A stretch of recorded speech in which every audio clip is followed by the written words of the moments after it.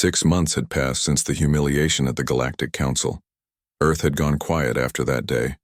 No more requests for meetings, no more applications for advanced membership. The galaxy had forgotten about the little blue planet and its primitive inhabitants. Then the sensors at the edge of Earth's solar system began screaming. Admiral Sung-Min Cho stood on the bridge of Orbital Station 1, Earth's largest space facility. Through the massive windows he could see Earth spinning slowly below, blue and white and beautiful, but his eyes were fixed on the holographic display in front of him. 1,000 red dots moved across the star map. Each dot represented a Draconian warship. The smallest was larger than Earth's biggest space station. The largest could destroy entire cities with a single shot. "Sir," called Lieutenant Haiwan Park from her station. "Long-range scans confirm ship types. We're looking at their full battle fleet. Dreadnoughts, battlecruisers, destroyers, and support vessels." Dr. Mi-Jin Han stood beside the Admiral, her face pale as she studied the readings. As Earth's top physicist, she understood better than most what those ships could do. The energy signatures alone were beyond anything Earth could produce. "How long until they reach Earth?" Admiral Cho asked. "At current speed, 72 hours, Park replied. The main screen flickered to life. Supreme Admiral Thexmore's scaled face filled the display. His yellow eyes glowed with satisfaction. "Greetings, primitives," he said, his voice echoing through the bridge. "I bring you a message from the Draconian Empire."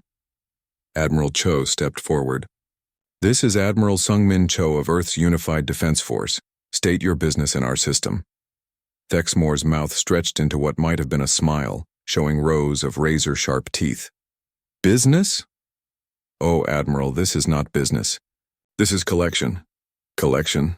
"Yes. Earth has been selected for resource extraction and population management.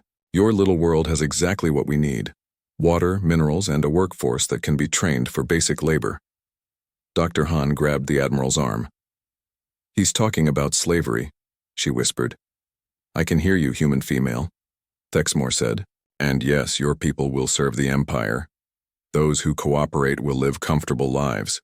Those who resist—" He shrugged his massive shoulders. "Well, the galaxy has many worlds. We do not need all of you." Admiral Cho felt his hands ball into fists. "Earth is a sovereign world. We are members of the Galactic Council. You cannot simply invade us." The Draconian Admiral laughed. The sound was like rocks tumbling down a mountain. "Sovereign? You are barely above the level of animals. The Council voted to place you under protection, remember? We are simply providing that protection. Under Draconian management, of course." "The Council never approved an invasion," Cho said. "The Council is not here, Admiral. My fleet is. That makes all the difference." The screen went dark for a moment, then displayed a new image. Dozens of Draconian ships hung in space like metal mountains. Energy crackled around their hulls. Ports glowed with contained power. "You have 72 hours to prepare for our arrival," Thexmore's voice continued. "All military vessels will stand down. All orbital facilities will surrender. Any resistance will be met with complete destruction." "And if we refuse?" Admiral Cho asked. The image changed again. This time it showed a planet that had once been green and blue like Earth. Now it was gray and lifeless, its surface scarred by massive craters. "This was Kepler 442b, Thexmore explained. "They refused our offer of protection. As you can see, they no longer need it." The transmission ended. The bridge fell silent except for the hum of computers and the distant sound of Earth's rotation through the station's hull. "Get me President Yoon," Admiral Cho said quietly. 20 minutes later, President Yoon Soo-yoon's face appeared on a secure channel from Earth. Her office looked calm and normal, but her eyes showed the stress of leading a world facing extinction. "Admiral, what's our military assessment?" "Grim, Madam President. Our entire fleet consists of 187 ships. Most are exploration vessels with minimal weapons, against 1,000 Draconian warships." He shook his head. "Could we evacuate?" General Tae Hyun Kwan spoke up from his position at the conference table visible on screen. Where would we go? Every inhabited world in the galaxy knows about this. By now, none of them will risk Draconian anger by helping us. What about fighting? Admiral Yejin Seo, commander of Earth's Space Navy, leaned forward. Our best missiles might damage their smallest ships. Their shields can absorb nuclear explosions. Our energy weapons are toys compared to theirs. President Yoon was quiet for a long moment. Through her office windows, Earth looked peaceful. Children were playing in parks, people were going to work. They had no idea that in 3 days their world might be a smoking ruin. There has to be something, she said finally. Dr. Han stepped closer to the screen. Madam President, there might be. Every eye turned to her. She looked nervous but determined. For the past 30 years, our best scientists have been working on classified projects, things the galaxy doesn't know about, things we've never shared. What kind of things? President Yoon asked. While other species focused on building bigger weapons and stronger shields, we went in a different direction. We studied something they never bothered with. Which is? Empty space. General Quan frowned. Empty space? What's to study? Dr. Han's hands moved as she tried to explain. Space isn't really empty. It's full of quantum fields and virtual particles and energy fluctuations. But what if you could make it truly empty? What if you could create zones where nothing can exist? Admiral Cho stared at her. You're talking about theoretical physics. We need weapons. This could be a weapon, Dr. Han said. The most powerful weapon ever created.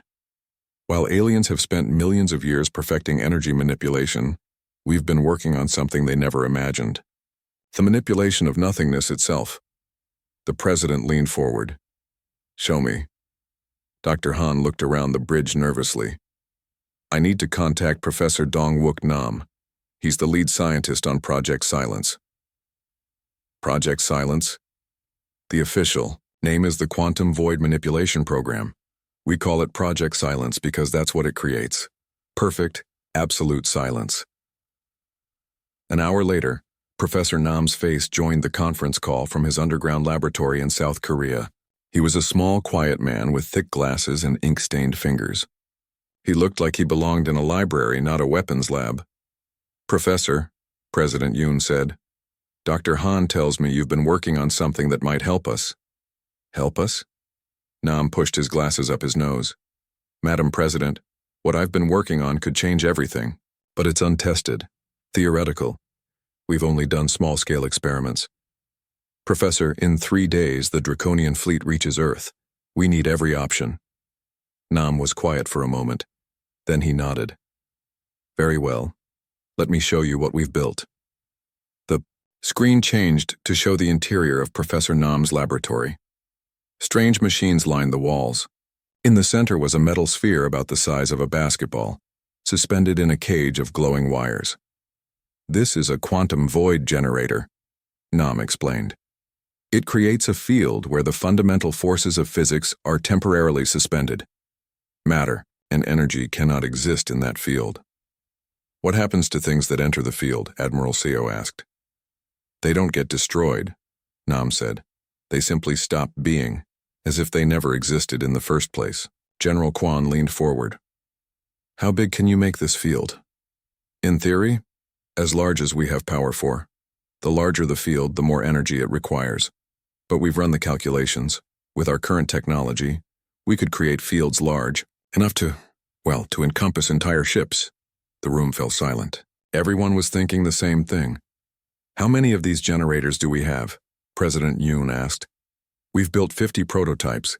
They're installed on modified frigates throughout the system. We plan to test them next year. Can they work? Against Draconian shields? Professor Nam smiled for the first time. Madam President, shields protect against energy and matter. They cannot protect against the absence of both. Admiral Cho felt something he hadn't felt in months. Hope. Professor, can you have all 50 ships ready in 72 hours? They're ready now, Admiral. We've been preparing for this possibility since the council meeting 6 months ago. President Yoon stood up in her office. Gentlemen, ladies, we have work to do. Admiral Cho, coordinate with Professor Nam. I want every void generator ship in position. Admiral Seo, prepare the fleet for combat operations. Madam President, General Quan said, are we really going to fight 1,000 Draconian warships with 50 experimental vessels? She looked out her window at the earth below, at the blue oceans and white clouds and the tiny lights of cities where 8 billion humans lived their lives. General, 6 months ago the galaxy laughed at us. They called us primitive. They said we were too violent and stupid to join civilized society. She turned back to the screen and her eyes were hard as steel. Let's show them how violent and stupid we can really be. Commander Hyunwoo Park stood in the Great Hall of the Galactic Council. The room was huge, so huge that Earth's biggest stadiums would look tiny inside it. The walls reached up so high that clouds formed near the ceiling. Strange lights floated in the air, casting colors that humans had no names for. All around him sat the most powerful beings in the galaxy.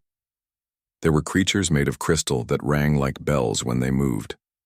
Others looked like floating gas clouds with glowing eyes. Some had too many arms, others had no arms at all.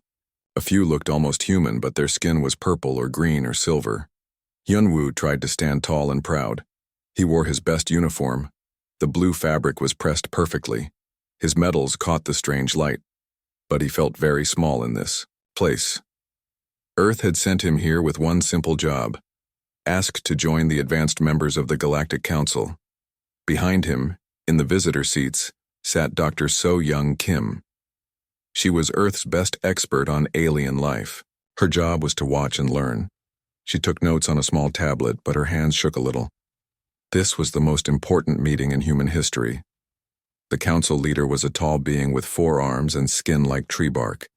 It spoke in a voice that sounded like wind through leaves. The representative from Earth may now speak. Hyunwoo walked to the center of the room. His footsteps echoed. Every alien eye was on him. He cleared his throat and began. Great beings of the Galactic Council, he said, I come here today to ask for something important. Earth wants to become an advanced member. We have much to offer. Our people are smart and hardworking. We have new ideas. We want to learn from you and share what we know. He waited for a response. Instead, he heard something that made his heart sink. Laughter. It started small, a few quiet chuckles from the crystal beings. Then more joined in. The gas clouds pulsed with bright flashes that So-Young Kim realized was their way of laughing. Soon the whole hall was filled with the sound of alien amusement. The laughter got louder and louder. Some aliens slapped their many knees. Others made sounds like metal scraping on stone. The crystal beings rang like broken church bells. Hyunwoo's face turned red. He looked back at So-Young Kim. She looked as shocked as he felt. This was not going as planned. From the back of the hall came a new sound. Heavy footsteps, slow and powerful. The laughter began to die down as all heads turned to look. A massive figure walked down the center aisle. It was easily 3 meters tall. Its body was covered in black scales that looked like armor. Its head was long and pointed like a dragon from old Earth stories. Yellow eyes glowed in the dim light. This was Supreme Admiral Thexmore of the Draconian Empire. The Draconians were the strongest military force in the galaxy. Everyone knew their name. Everyone feared their ships. They had conquered 17 star systems in just 10 years. Their empire grew bigger every day. Thexmore reached the center of the hall. His claws clicked on the floor as he turned to face Hyunwoo. When he spoke, his voice was like gravel in a cement mixer. Earth, he said, drawing out the word like it tasted bad. The little blue world at the edge of nowhere. More laughter rippled through the hall. Thexmore raised one clawed hand and the room fell silent. Tell me, little human, he continued, how long has your species had faster-than-light travel? Hyunwoo swallowed hard. 53 years, Admiral. 53 years. Thexmore threw back his great head and roared with laughter. We have socks older than your space program. This brought fresh waves of laughter from the crowd. Even the serious-looking tree bark council leader seemed amused. Thexmore began to pace around Hyunwoo like a predator circling prey. And tell me about your military, little human. What great weapons do you possess? We have nuclear weapons, Hyunwoo said, trying to sound confident. Nuclear weapons. Thexmore's eyes glowed brighter. You still split atoms for power? How primitive. The Admiral stopped pacing and faced the Council. Honored members, let me tell you about these humans. Their idea of a powerful weapon is a metal tube that throws bits of lead using explosions. They fight wars over water and oil. Oil, a substance we stopped using for fuel 1,000,000 years ago. Captain Jin-Ho Lee sat in the back of the visitor section. His jaw was tight with anger. As Earth's military attaché, he knew exactly how outmatched they were. But hearing it laid out like this hurt. Thexmore was just getting started. Their biggest warship is smaller than one of our shuttlecraft. They have no energy shields, no plasma cannons, no antimatter bombs. They cannot even build proper armor for their soldiers. The Admiral gestured to a floating display that appeared in the air. It showed images of Earth's military, tanks, jets, and ships that suddenly looked like toys compared to what he had seen of alien technology. Look at this. Thexmore pointed to a picture of an aircraft carrier. They put flying machines on floating platforms. They think this is advanced warfare. My people were building starships when these creatures were still living in caves. So young. Kim watched the display with growing dread. Every image made Earth look more primitive, more helpless. And their science. Thexmore continued. They have just begun to understand quantum mechanics. They think traveling to their own moon is a great achievement. They debate whether life exists elsewhere in the universe while standing in a room full of that life. The laughter was constant now. Aliens were pointing at Yunwu and making comments in their own languages. The commander could not understand the words, but the meaning was clear. Most amusing of all, Thexmore said, his voice dropping to a mock whisper that still carried through the huge hall.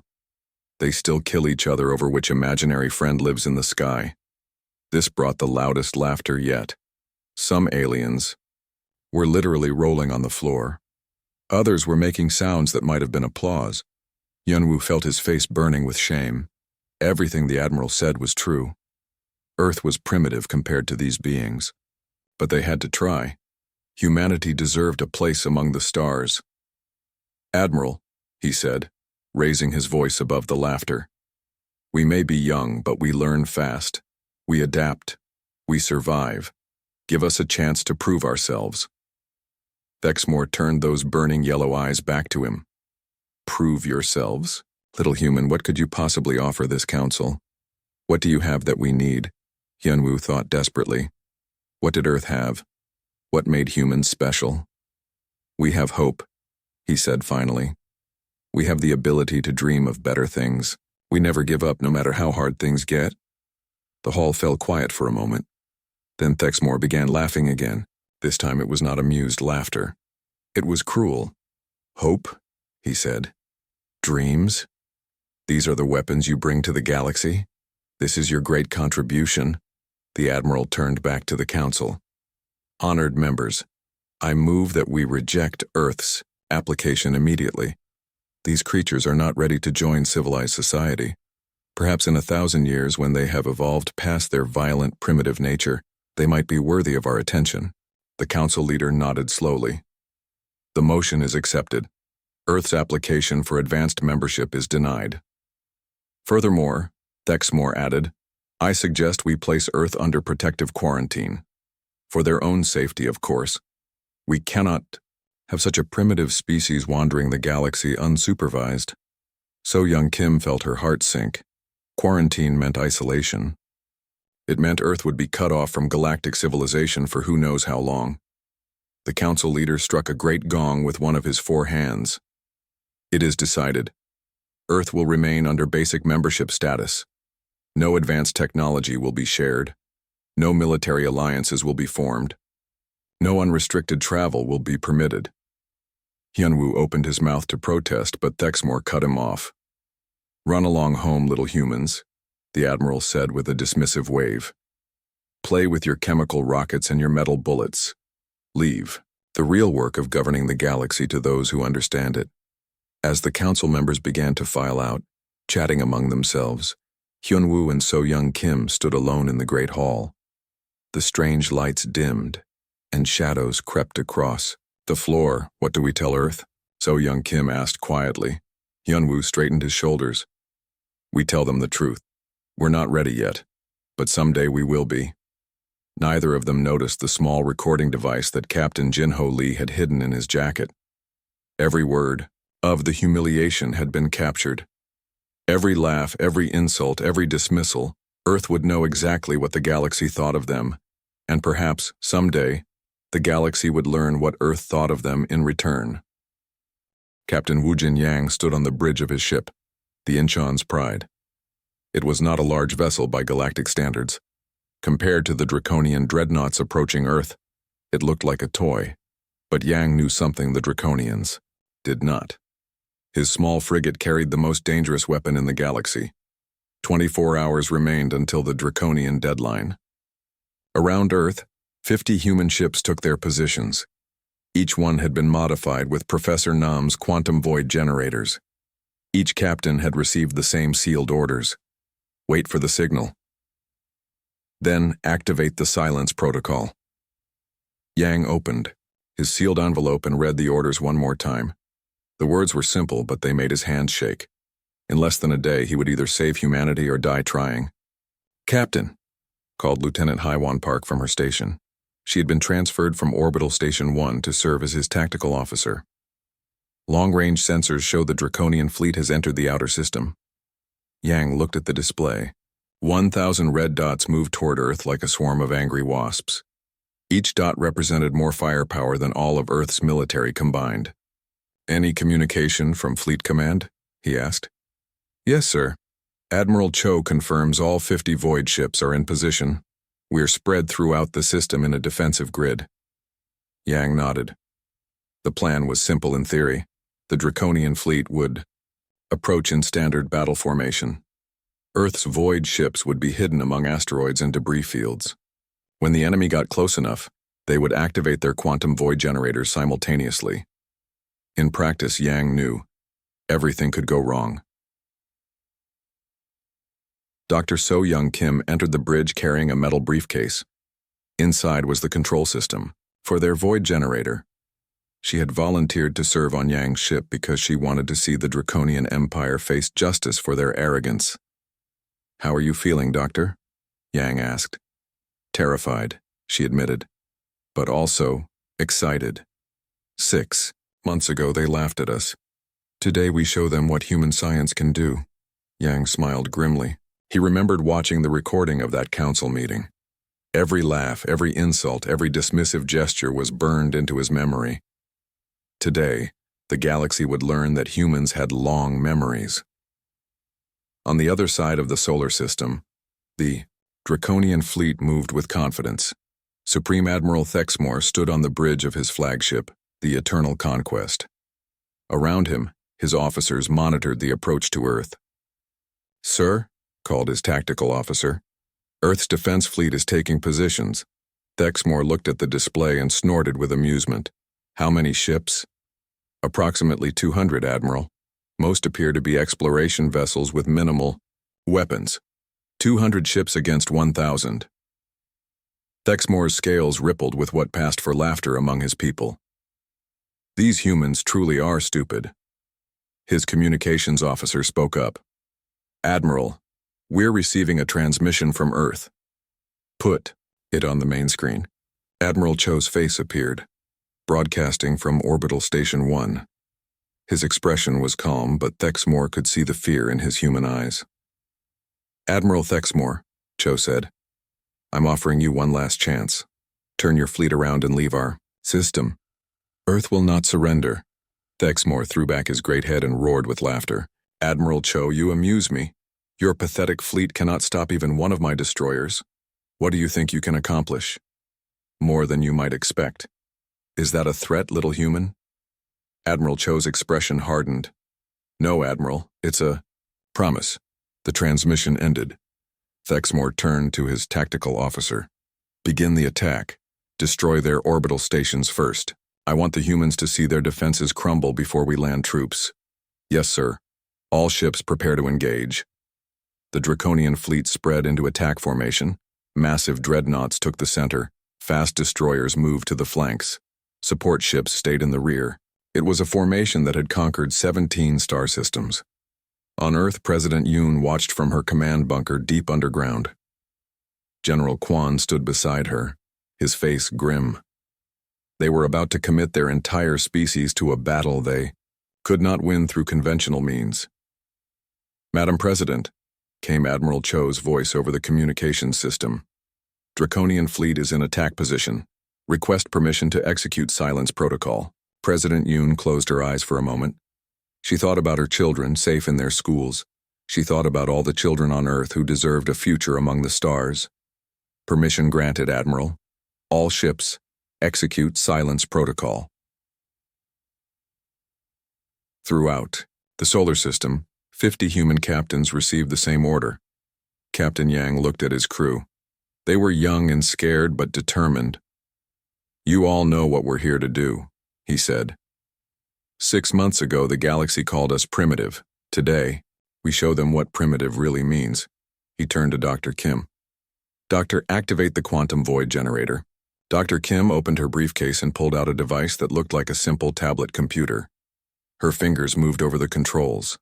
Lights began flashing on panels throughout the bridge. "Quantum field generators coming online," she reported. "Field coherence at 50% and rising." Yang watched his tactical display. The Draconian fleet was getting closer. Soon they would be in weapons range. "Field coherence at 80%, Dr. Kim called out. "Captain," Lieutenant Park said, "lead Draconian elements are beginning their attack run on Orbital Station 1. Yang clenched his fists. Friends of his served on that station. If the void generators failed, they would all die. Field coherence at 95%, Dr. Kim announced. On his display, Yang could see the first Draconian ships opening fire. Streams of energy lanced across space toward Earth's defenses. The human ships returned fire with their primitive weapons, but their missiles and lasers had no effect on Draconian shields. "Field coherence at 100%, Dr. Kim said. Generator is fully operational." Yang took a deep breath. "All void ships, this is Incheon's pride. Execute pattern Omega on my mark." He watched the display.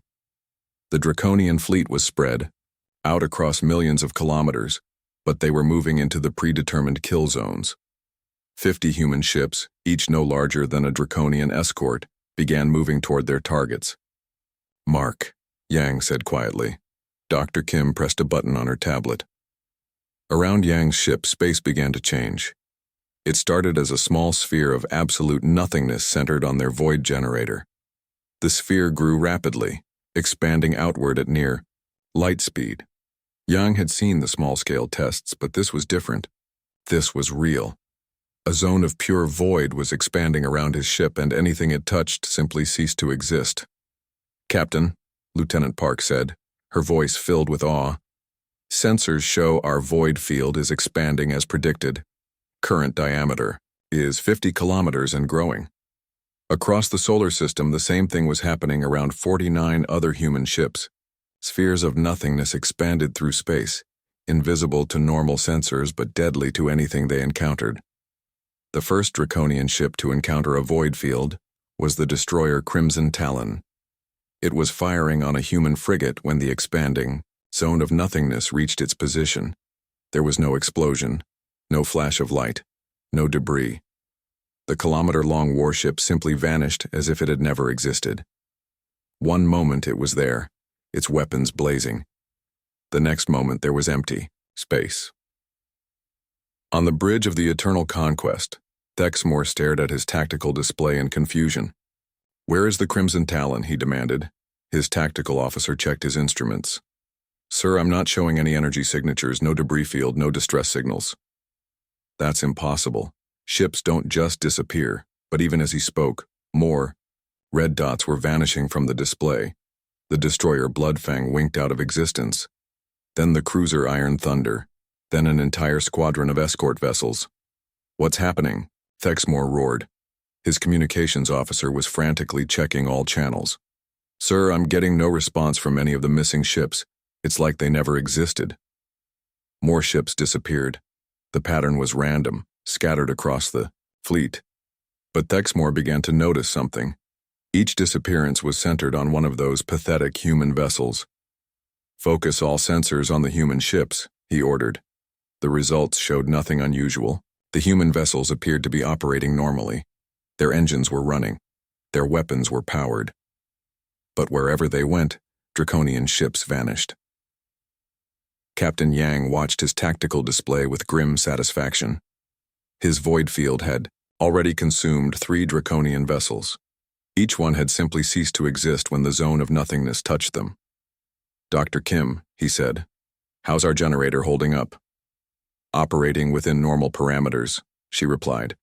"We can maintain this field for several more hours." "Good. Lieutenant Park, set course for that battlecruiser group." "Aye, sir." The Incheon's Pride moved through space, trailing its expanding bubble of void. Yang could see the Draconian ships on his screen, massive and powerful. Their shields glowed with enough energy to level cities. Their weapons could crack moons.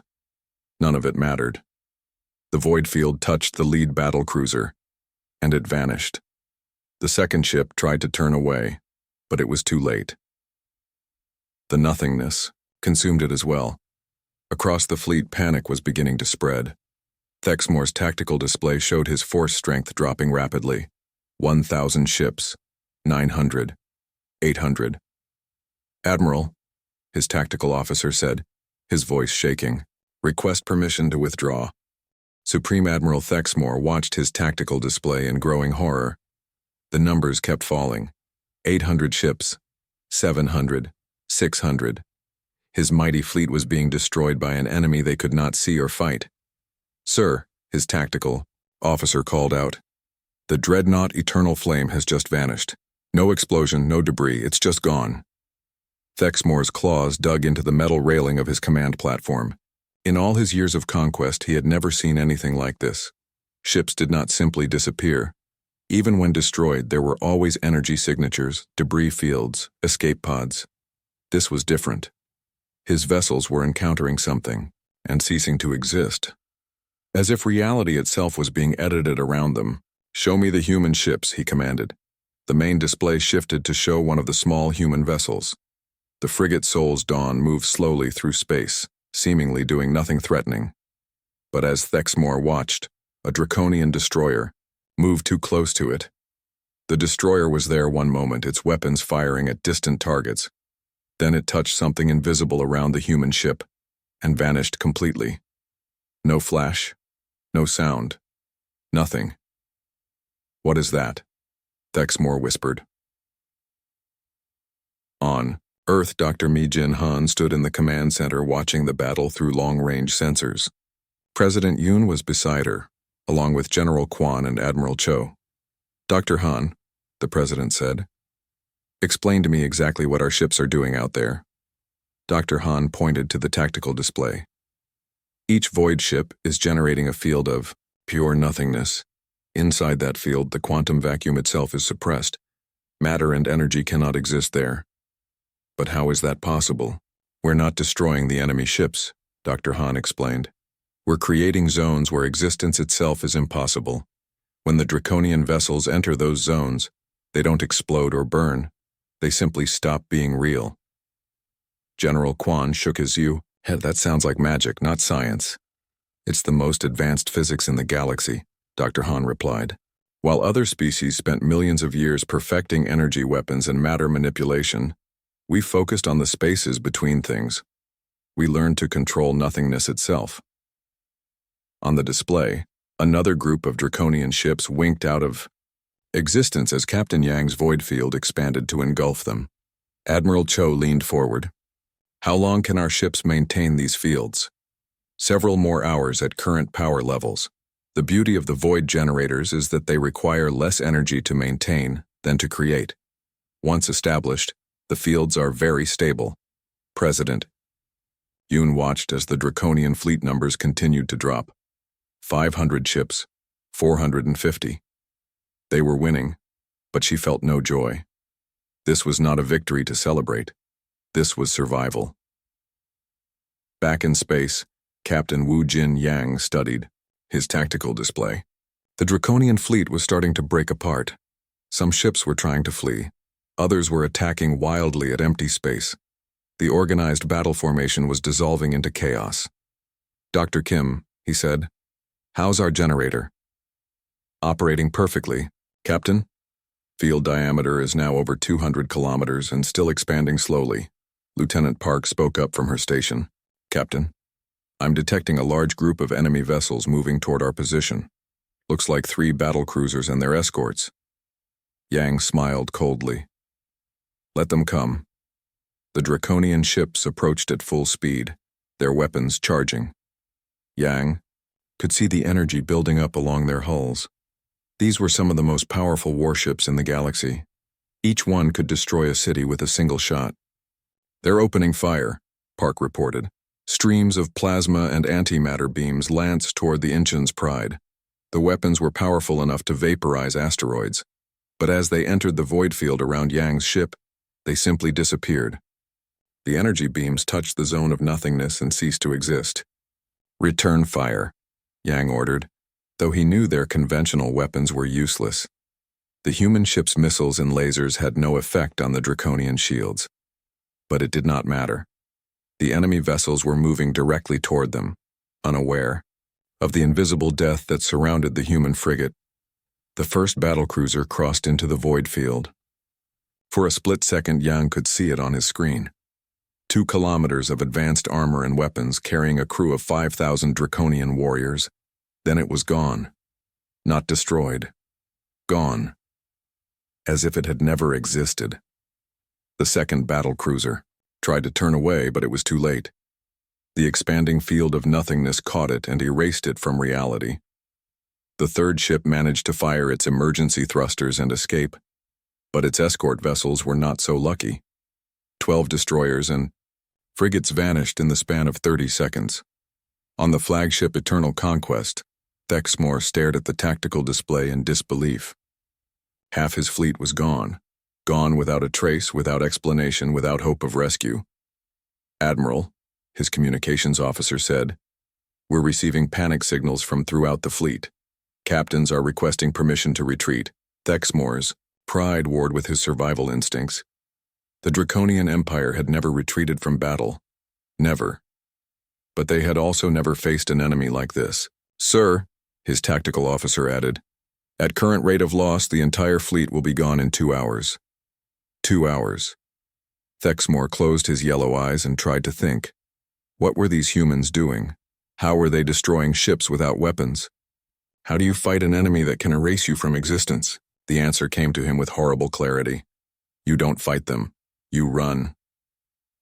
"All ships," he commanded, his voice heavy with defeat. "Begin immediate withdrawal from the Earth system." But even as he gave the order, he knew it might be too late.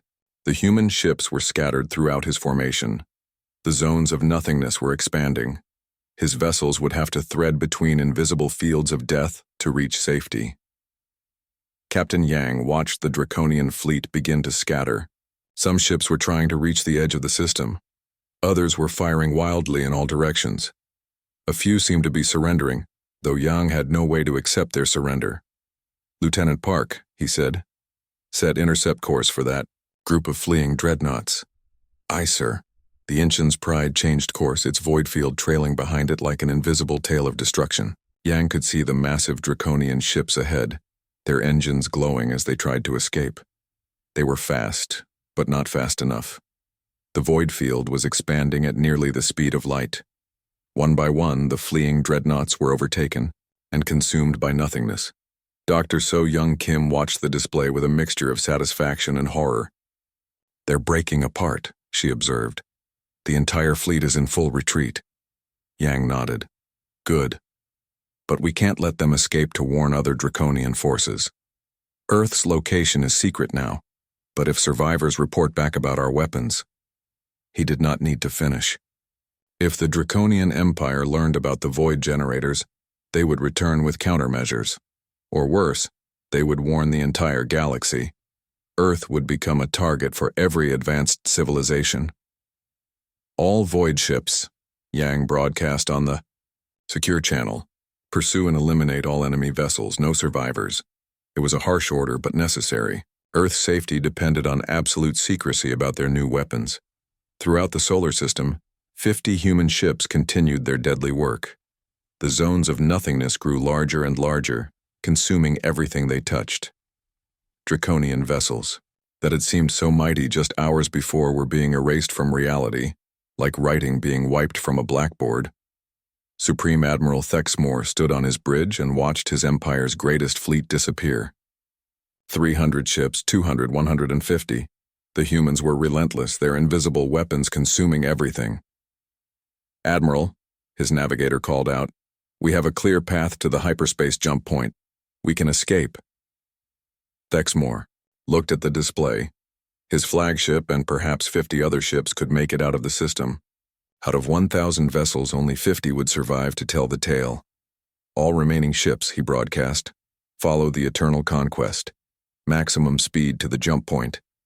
But even as his surviving ships raced toward safety, the human vessels pursued them.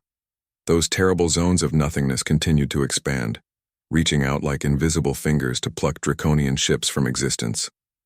The destroyer Night's Edge vanished just as it reached the jump point. The cruiser Blood Moon disappeared while trying to activate its hyperdrive. One by one, Thexmore's remaining ships were consumed by the void.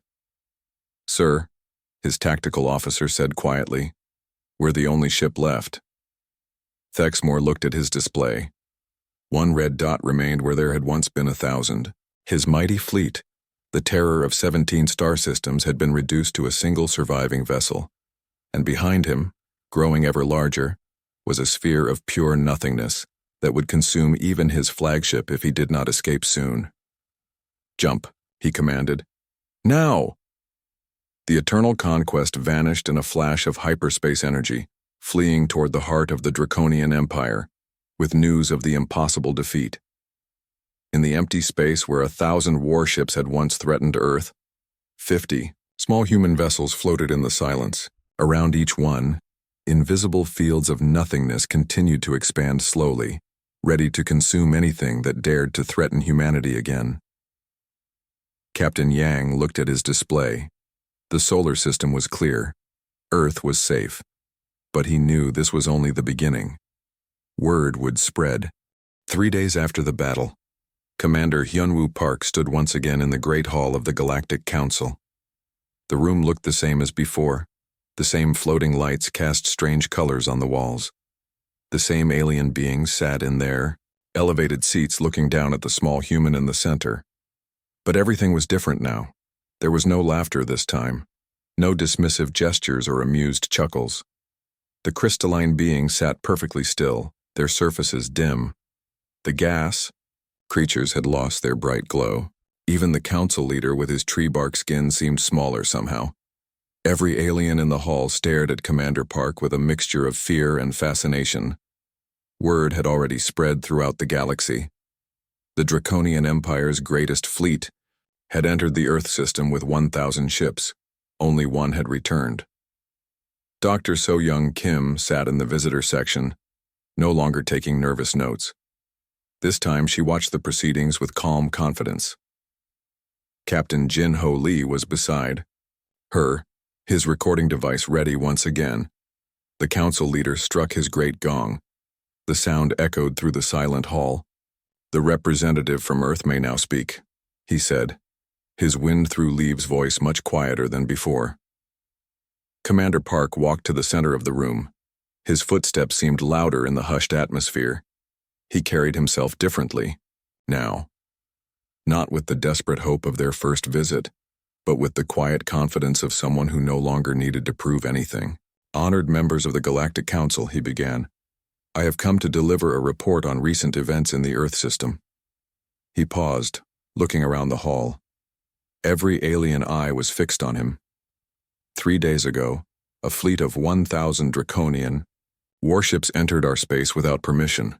They demanded our surrender and threatened to destroy our world if we refused. A ripple of nervous energy passed through the assembled beings. They all knew the Draconian Empire's reputation.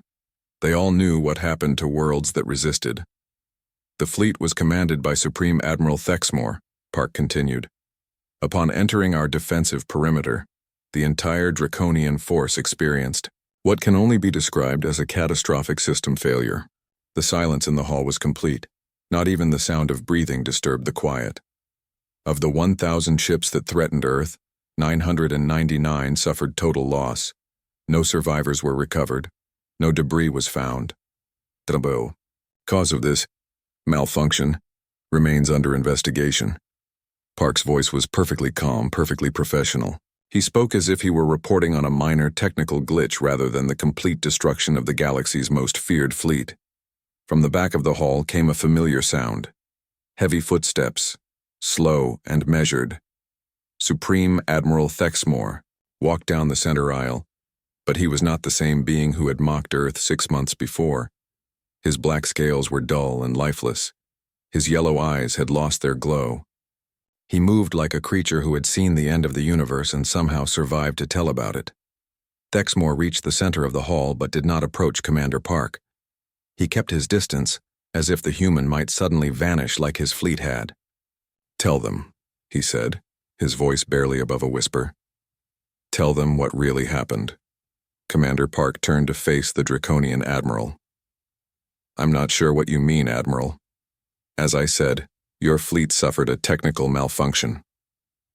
"Technical malfunction?" Thexmore's voice grew louder, but it shook with fear rather than anger. "My ships didn't malfunction. They ceased to exist. They were there one moment and gone the next, as if reality itself had forgotten them." The alien representatives leaned forward in their seats. This was the first detailed account they had heard of the battle. "The humans have a weapon," Thexmore continued, his voice growing stronger. "Something beyond our understanding. They can create zones of absolute nothingness. Zones where matter and energy cannot exist." A crystalline being rang out a question in its bell-like voice. "How is such a thing possible?" Commander Park smiled politely. "I'm afraid that information is classified. Earth takes the security of our defensive systems very seriously." Dr. Mi Jianhan stood up in the visitor section. President Yoon had sent her to provide technical support if needed. "What I can tell you," Dr. Han said, addressing the council directly, "is that while your civilization spent millions of years perfecting energy manipulation and matter conversion, humanity chose a different path. We studied the spaces between things, the absence of matter and energy. The gas-based ethereals pulsed with agitation. One of them spoke in a voice like wind chimes. "Impossible. You cannot weaponize nothingness." Dr. Han shrugged. "We thought so too, but it turns out that nothingness, properly controlled, is the most powerful force in the universe." The council leader raised one of his 4 hands. "Earth representatives, the council wishes to understand. How did a species with such primitive technology develop weapons that could defeat the Draconian Empire?" Commander Park exchanged a look with Dr. Han. They had prepared for this question. "Honored Council Leader," Park replied, "I believe there has been a misunderstanding. Our technology is not primitive. It is simply different." He gestured to Dr. Han, who activated a holographic projector. Images of Earth's void generators appeared in the air above the assembled aliens. "While your species focused on building bigger weapons and stronger shields," Dr. Han explained, "we became fascinated with emptiness itself. What you see as primitive chemical rockets and metal bullets were simply the tools we used while developing our real weapons." The hologram showed technical diagrams that made no sense to most of the aliens watching, but the implications were clear. "Every human ship carries quantum field generators," Dr. Han continued. "Every human world is protected by void defense networks. Every human colony has the ability to create zones where existence itself becomes impossible." This was not entirely true. Earth had only 50 void generators, and they were all experimental. But the galaxy did not need to know that. The Vorthak representative, a being of living crystal, chimed a nervous question. "How many of these weapons does Earth possess?" Commander Park smiled. "Enough." The simple answer seemed to frighten the aliens more than any detailed explanation could have. The unknown was always more terrifying than the known. President Yoon's image appeared on a large screen at the front of the hall. She had insisted on addressing the council personally. Members of the Galactic Council, she said, Earth comes before you today not as supplicants begging for acceptance, but as equals requesting partnership. Her words carried a weight they had not possessed 6 months before. The power to erase entire fleets from existence had given humanity a voice that could not be ignored. We seek peaceful coexistence with all galactic civilizations, President Yoon continued. We offer our friendship, our knowledge, and our protection to any world that desires it. The unspoken implication hung in the air. Protection from Earth was now something to be desired. Protection from Earth was also something to be feared. However, the President added, her voice growing harder, any force that threatens human worlds or human lives will discover that we have developed very effective methods of conflict resolution. Supreme Admiral Thexmore shuddered at those words. He had seen those methods firsthand. The Council leader struck his gong again. The Council will now vote on Earth's application for advanced membership. There was no debate, no discussion, no objections. The vote was unanimous. Earth's application is approved, the Council leader announced. All galactic rights and privileges are hereby granted. Commander Park bowed formally. Earth thanks the Council for this honor. We look forward to working with all member species for the betterment of the galaxy. As the session ended and the aliens began to file out, many stopped to speak with the human delegation. The same beings who had laughed at Earth 6 months before now offered trade agreements, cultural exchanges, and military alliances. Dr. So Young Kim watched the proceedings with quiet satisfaction. The crystal beings wanted to study human physics. The gas creatures offered to share their navigation technology. Even some of the more aggressive species spoke of mutual defense treaties. Captain Lee recorded everything, but he knew the most important moment was already captured. The moment when the galaxy learned to respect humanity. Later, as the human delegation prepared to leave, Thexmore approached Commander Park one final time. Human, he said quietly, I need to know. How many of my people died in that battle? Park looked at the broken Draconian admiral with something that might have been pity. None, he said simply. Thexmore stared at him. What do you mean, none? Your ships didn't explode, Admiral. Your crews didn't suffer. They simply stopped being, as if they had never existed in the first place. The Draconian's eyes widened with horror and understanding. His people had not died. They had been erased from reality itself, not killed, but unmade. We are not cruel, Park continued. We do not cause suffering, but we also do not allow threats to our existence. He turned to leave, then paused. Admiral, I suggest you spread the word throughout your empire. Earth seeks peace, but we are very good at creating silence. Months later, Professor Dong Wook Nam worked in his expanded laboratory. Earth's victory had brought resources and support he had never dreamed of. New facilities were being built. New scientists were joining the project.